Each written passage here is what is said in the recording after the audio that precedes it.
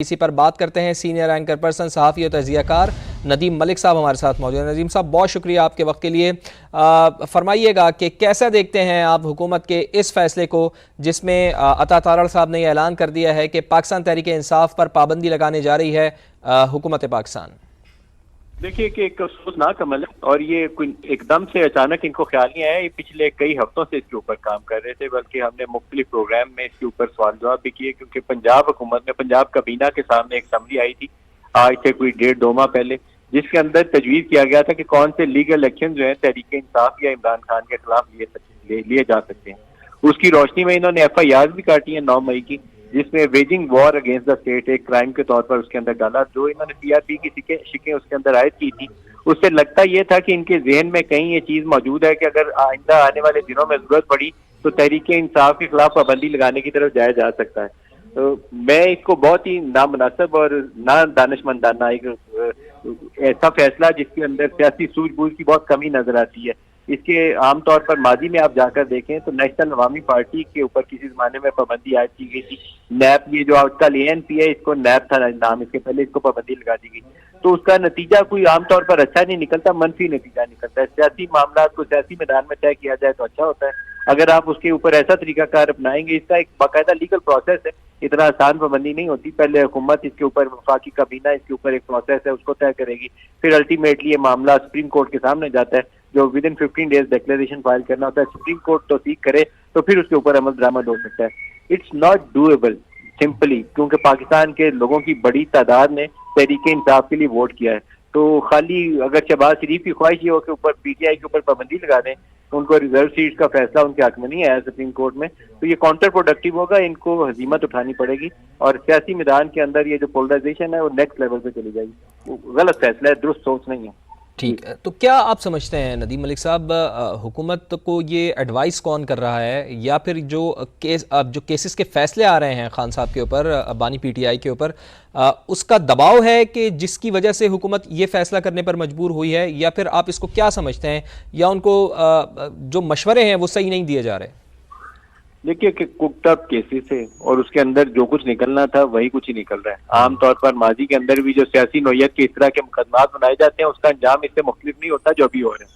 सवा एक मुकदमा जो 190 मिलियन पाउंड वाला है, और उसके अंदर भी मैं बार बार कह रहा हूँ कि जितनी गवाहियां चाहिए वो गवाहियां नहीं आनी है, क्योंकि उसमें रियाज मलिक की गवाही चाहिए, साकिब निसार, शहजाद अकबर, उस वक्त की इस्टेब्लिशमेंट के करेक्टर, वो सारे आके गवाही देंगे तो वो केस कंक्लूड हो सकता है, वैसे नहीं हो सकता।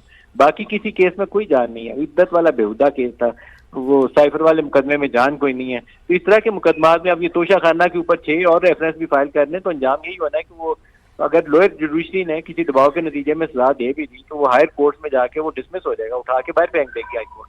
तो उसका अंजाम वही होना है जो हो रहा है। तो हुकूमत जो है वो मुझे लगता है कि अपने लिए खुद गड़ा खोद रही है। मेरी तो उनके मतलब यही रहा है कि अपने लिए खुद गड़ा खोद रही है। जिस तरह रिजर्व सीट्स के मामले में इन्होंने एक गड़ा खोदा था और उस गड़े में अल्टीमेटली वो गिर गए, क्योंकि वो रिजर्व सीट्स का मामला जितनी देर मर्जी ड्रैग कर लेते, इनका ना हक था, ना है, ना आइंदा कभी हो सकता था। वो सुप्रीम कोर्ट ने जाके फैसले में इनकी वो सारी पोजीशन उठा के बाहर फेंक दी। जो इनकी 2/3 का ख्वाब था वो पूरा नहीं हो पाया। तो अब अगर ऐसे हथकंडों पे आएंगे तो अपने लिए गड़ा खोदेंगे। नून लीग को ऐसे काम नहीं करने चाहिए। पंजाब की सियासत में नून लीग का होल्ड था 2018 के इंतखाबात में भी, और उसके बाद भी जब तक नो कॉन्फिडेंस मोशन नहीं होगी नून लीग ज्यादा तगड़ी थी PTI से। लेकिन 2024 के इंतखाबात में जब हम लोग कवर करने गए तो हमें काया पलट नजर आई। उसकी बड़ी वजह जो ये बेहुदा नोयत के केसेस थे, लोगों ने उसके ऊपर रिएक्शन दिखाया। तो सियासी पार्टियों को इस तरह की चीजों से फौरन सेंस लेनी चाहिए कि लोग क्या महसूस कर रहे हैं। अगर आप उस पल्स को महसूस नहीं कर सकते और आप सोचते हैं कि डंडे के जोर पे अपनी बात मनवा लेंगे तो काउंटर प्रोडक्टिव होगी, नुकसान होगा। जो नून लीग ने पहले भी उठाया इस इलेक्शन में, मजीद उठाएगी। अगर ये इसी राह के ऊपर आगे चले तो इसका मजीद नुकसान होगा इनको। जी, और ये आर्टिकल 6 लगाने का reference supreme court of Pakistan में भेजा जाएगा, और जिस तरह आपने भी फरमाया कि ये कोई आसान काम नहीं होगा, ये एक मुश्किल मरहला होगा। लेकिन सबसे अहम चीज़ ये है नदीम साहब कि हुकूमत के जो इत्तेहादी हैं, क्या वो इस बात पे हुकूमत उनको कन्विंस करने में कामयाब हो जाएगी? चूँकि वहाँ पर तो पाकिस्तान तहरीक इंसाफ के ऊपर अगर पाबंदी लगाने की बात की जाती है, MQM से बात की जाती है और पाकिस्तान पीपल्स पार्टी से बात की जाती है, तो पाकिस्तान पीपल्स पार्टी क्या आप समझते हैं कि इन जमातों को कन्विंस कर पाएगी हुकूमत? देखिए कि इस वक्त जो ये इनका इत्तेहाद है, ये इस्टेब्लिशमेंट के जोर के ऊपर खड़ा है। जो सच्ची बात यही है कि ये नेचुरली एक दूसरे के साथ इस वक्त चलने पे तैयार नहीं है, लेकिन ये खड़े इसलिए है कि इनको खड़ा करने के लिए किसी ने कहा हुआ है, तो ये सारे खड़े हैं। तो जब तक वो दबाव इनके ऊपर मौजूद रहेगा तो पीपल्स पार्टी और MKM और PMLN वाले आपस में खड़े रहेंगे। लेकिन जिस दिन अगर किसी ने सियासी तौर पर ये सोचने की कोशिश की, नवाज शरीफ के ऊपर मुझे ज्यादा अफसोस है कि वो जिस शख्स ने 2-3 दफा पहले भुगता है, 12 अक्टूबर 99 भुगता है, माजी में भुगता है, अगर वो भी, उसकी भी सोच यही है कि उसके साथ क्या कुछ होता रहा माजी में और अभी भी उसी रास्ते पे चल रहा है, तो फिर आप बस समझिए अल्लाह ही हाफिज है। लेकिन ये सियासी तौर पर अपना नुकसान करेगी जो जमात इस राह पर चलेगी। आर्टिकल 6 लगा लें, उसके ऊपर क्या जाता है, वो सुप्रीम कोर्ट में जाके डिसमिस हो जाएगा, लेकिन चंद महीने जेल में रखने का इन्हें फायदा मिल जाएगा और फायदा नहीं होने वाला इस मामले के अंदर। लोगों के अंदर इस पर रिएक्शन आता है।